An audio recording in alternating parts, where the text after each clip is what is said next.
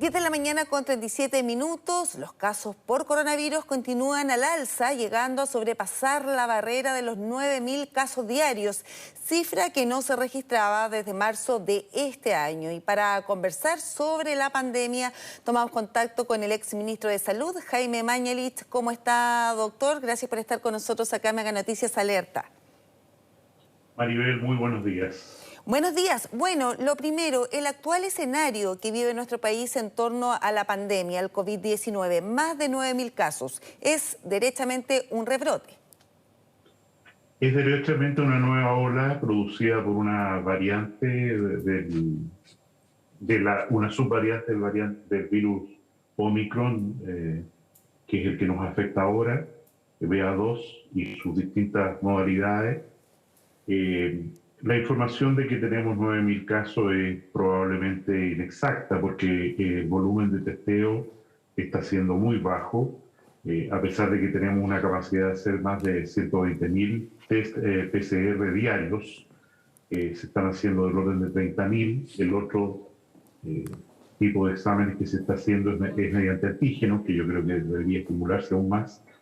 Pero la verdad es que, de acuerdo a la positividad que tenemos hoy día, del orden del 14%, hoy día nosotros debemos estar en más de 20.000 casos diarios, nuevos casos de infección por COVID, que, a diferencia de las anteriores, es mucho más contagiosa, muy fácil que se expanda entre personas que incluso están vacunadas, pero que, gracias a la vacunación, produce menos letalidad o enfermedad grave.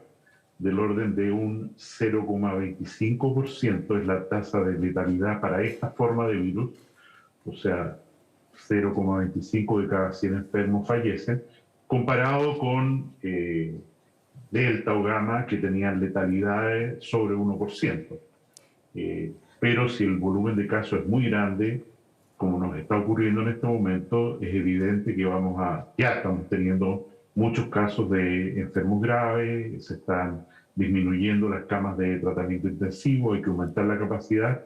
La situación es delicada, sumado además a que están circulando lo que no ocurría en los últimos 2 años, otros virus.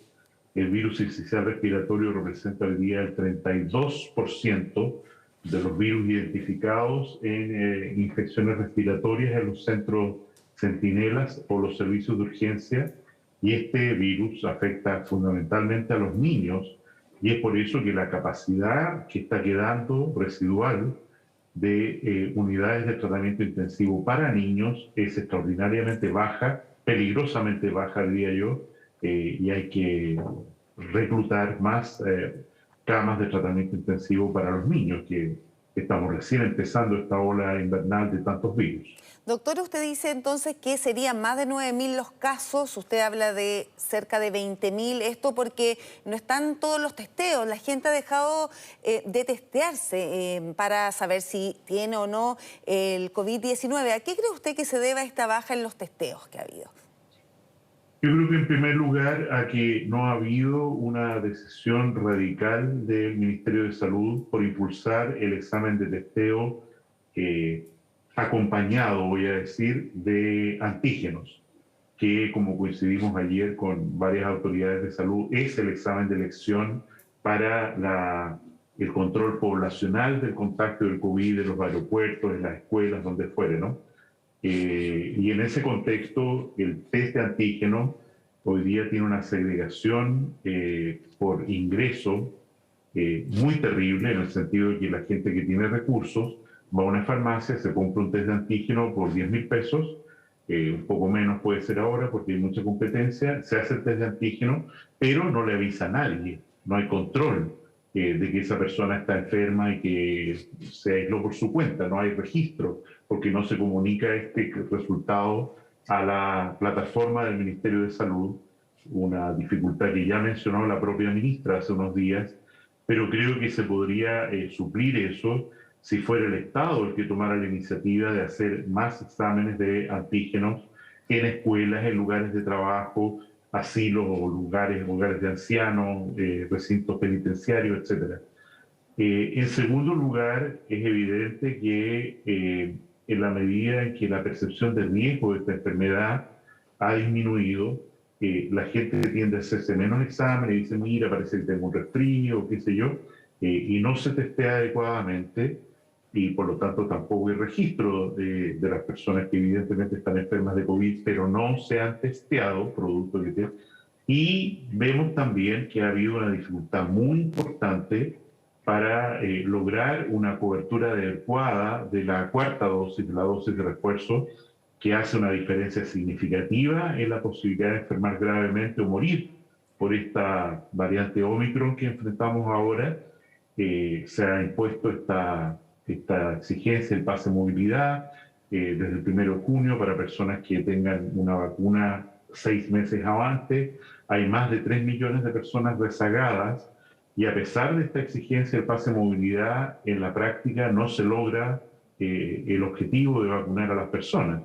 Y me parece que en ese sentido también, dado que no está concurriendo la gente a vacunarse para protegerse a sí mismo u otros, sobre todo los adultos mayores, que pueden enfermar gravemente y morir por COVID todavía, tiene que haber mucho más exigencia y fiscalización en el pase de movilidad. Creo que hay una declaración de buena intención. A partir del 1 de junio se va a exigir el pase de movilidad. Si usted no está vacunado los últimos 6 meses, el pase de movilidad está vencido, pero en la práctica toda la gente entra mayoritariamente, salvo excepciones como la que vivimos con un futbolista de la selección nacional, salvo excepciones muy contadas, el pase de movilidad no se está exigiendo. Doctor, ¿y usted cree que en esta baja percepción del riesgo que hay hoy día en la población, que hace, por un lado, cierto, de que no hayan testeos, tampoco la gente no está yendo a vacunarse, hay un gran número de rezagados, tiene que ver con una falta en la comunicación de riesgo de las autoridades sanitarias?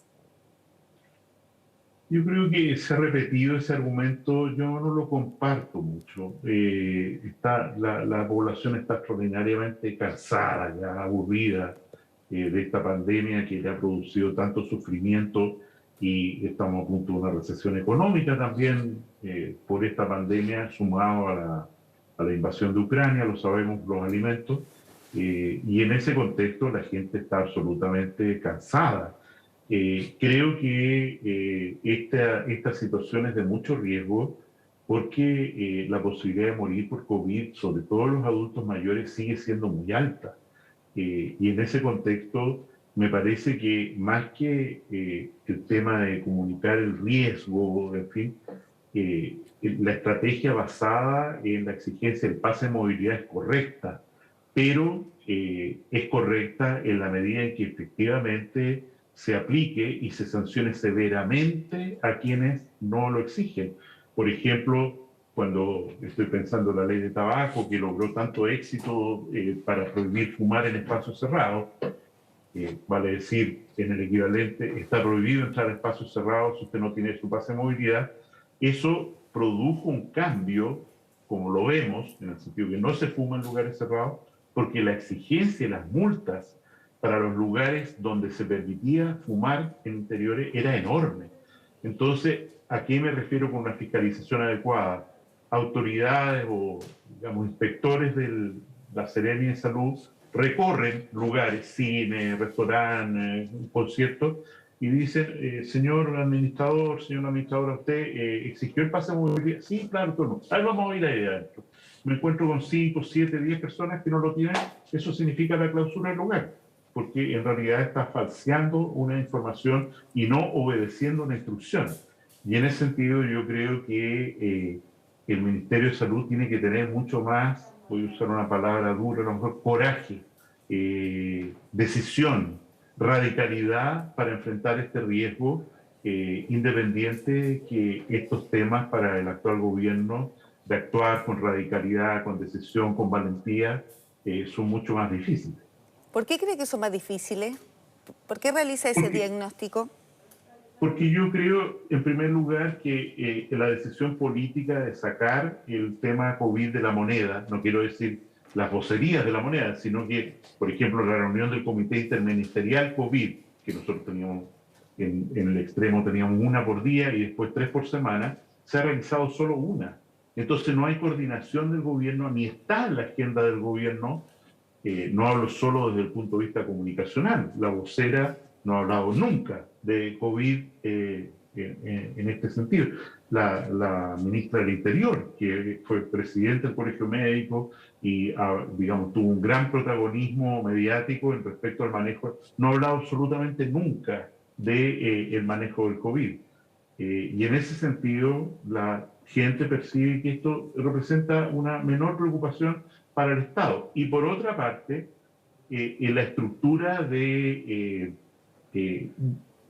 decisiones tomadas en votaciones de asamblea o asambleísmo, resulta mucho más difícil tomar decisiones que son duras y que tienen que hacerse por el bien de la ciudadanía lo antes que se pueda.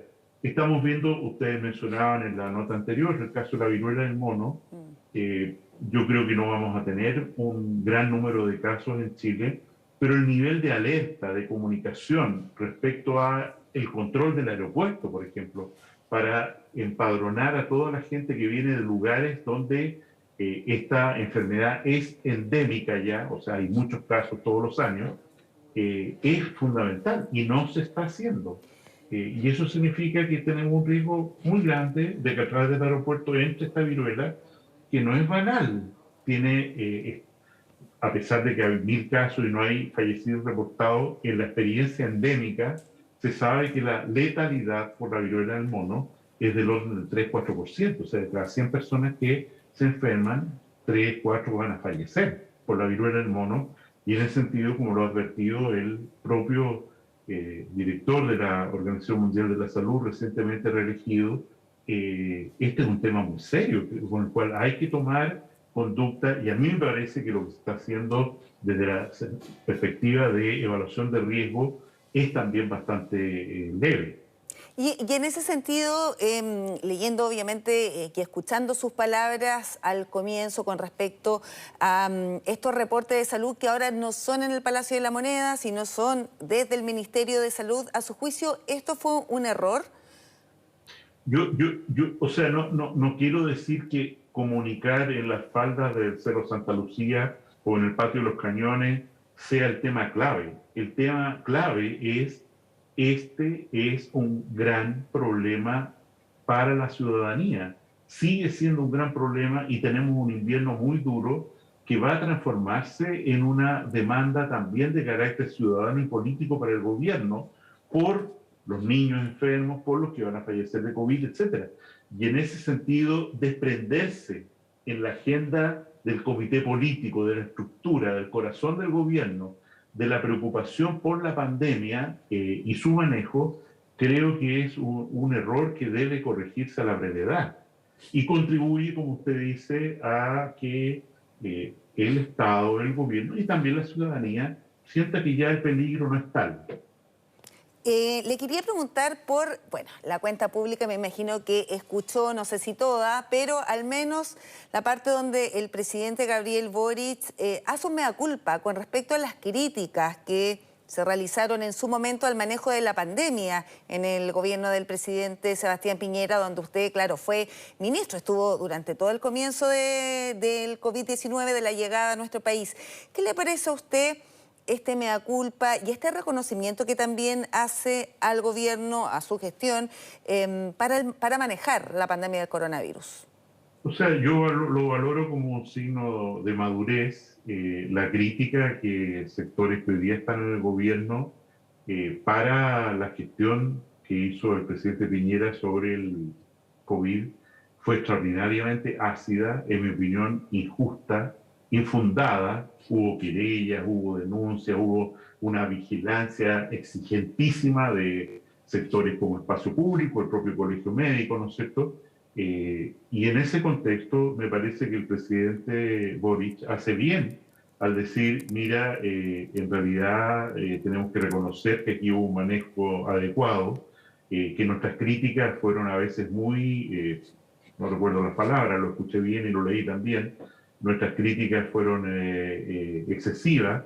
Pido disculpas por ello, morigerándolo, diciendo que nunca tuvimos mala intención respecto a eso. Yo creo que es cierto eso de parte del presidente, pero muchas personas que lo rodean y están en el gobierno tuvieron francamente mala intención. al hacer su crítica y transformar el tema COVID en una herramienta política de crítica al gobierno sin mirar esto como una política de Estado. Y también esta parte del discurso tiene valor porque es evidente que el gobierno actual está siendo débil en el manejo de la pandemia, en la comunicación, en fin, como ya he mencionado. En la última reunión del Comité de Asesores, por ejemplo, no hubo ninguna autoridad relevante del Ministerio de Salud para plantear temas, sino asesores de segundo nivel. Creo que es una falta de respeto y refleja, insisto, lo que estoy mencionando. Y es por eso que también esta alusión del presidente en su discurso tiene una función de protección a la gestión de la actual autoridad de salud sobre el manejo de la pandemia, que en mi opinión requiere ser mejorada dramáticamente, sobre todo en el tema que es más pobre hoy día, que es el nivel de testeo. Y por último, le quería preguntar si usted comparte las críticas que ha realizado quien fue su sucesor, el exministro Enrique de París, a la gestión de Isquia Siches como ministra del Interior. ¿Cómo la ha visto usted en su rol, en este nuevo rol, ya fuera del Colegio Médico? Como yo lo señalé mucho antes del cambio de gobierno, para mí es evidente que la vocación fundamental de la ministra Siches es el mundo de la política y tiene muchos años por delante para desarrollarla y mejorarla. Evidentemente, producto de la toma por parte del Colegio Médico del Ministerio del Interior, que ella encabezó, hubo algunos errores de designación de asesores. Me parece que eso el presidente Boric ha tomado cartas en el asunto y lo está corrigiendo, y veo un empeño decidido de la ministra Siches de mejorar su gestión como ministra del Interior, al menos en el ámbito comunicacional. Veo menos errores comunicacionales, una mayor prudencia al hablar, y me parece que eso es bueno. No me parece que un conflicto que haya existido entre el Ministerio de Salud en un momento determinado y el Colegio Médico, por críticas van, críticas vienen, pueda trasladarse automáticamente al actual rol que cumple la doctora Siches como ministra del Interior. Bien, doctor Jaime Mañalich, le queremos agradecer que haya estado con nosotros acá en esta conversación de la pandemia, coronavirus, pero también de política, ¿cierto? Gracias por estar con nosotros, que esté muy bien, muy buenos días. Gracias, Maribel.